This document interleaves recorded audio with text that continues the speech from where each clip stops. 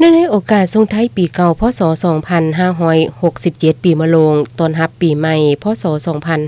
2568ปีมะเส็งอยู่เมืองปากกะดิ่งได้จัดกิจกรรมเฉลิมฉลองส่งท้ายปีเก่าต้อนรับปีใหม่ลาวบุญกุศลสงกรานต์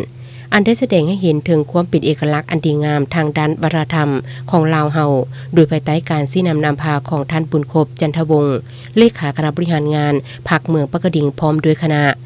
ในวันที่9 เมษายน 2025อยู่ที่สโมสรเมืองปากกะดิ่งได้ตั้งกองบุญขึ้นจำนวน3กองเพื่อถวายทานอุทิศส่วนบุญกุศลไปหาบรรพบุรุษอดีตการนำของเมืองปากกะดิ่งที่ได้ล่วงลับไปแล้วนั้น